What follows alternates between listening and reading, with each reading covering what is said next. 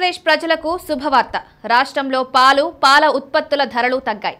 ఈ మేరకు సంఘం డైరీ, విజయ డైరీలు ధరలు తగ్గించాయి. జీఎస్టీ తగ్గడంతో డైరీలో ధరల్ని తగ్గించాయి.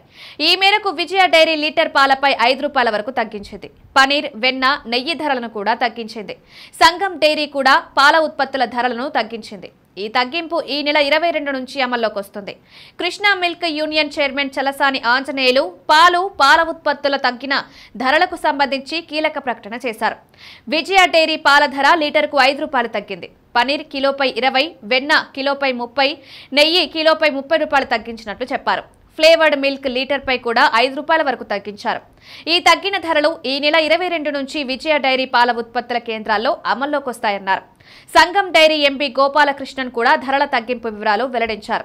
యూహెచ్టీ పాలు లీటర్పై 2 రూపాయలు తగ్గింది. పనీర్ కిలోపై 15, నెయ్యి 30, వెన్న 30 రూపాయలు తగ్గించారు. మిల్క్ షేక్ల ధర లీటర్కు 5 రూపాయలు తగ్గింది. బేకరీ ఉత్పత్తుల ధర కిలోపై 20 రూపాయల వరకు తగ్గినట్లు ఆయన తెలిపారు. ఈ మేరకు రాష్ట్ర వ్యాప్తంగా ఈ ధరల తగ్గింపు ఈ నెల 22 నుంచి అన్ని సంఘం డైరీ పాల ఉత్పత్తుల విక్రయ కేంద్రాల్లో అమల్లోకి వస్తుందన్నారు. అయితే మరికొన్ని డైరీల పాల ఉత్పత్తులు కూడా తగ్గించారు. మరికొన్ని డైరీలు తగ్గింపుపై ప్రకటన చేయాల్సి ఉంది. మొత్తం మీద జీఎస్టీ తగ్గిస్తూ కేంద్రం తీసుకున్న ఈ నిర్ణయంతో సామాన్యులకు ఊరట దక్కిందని చెప్పాలి.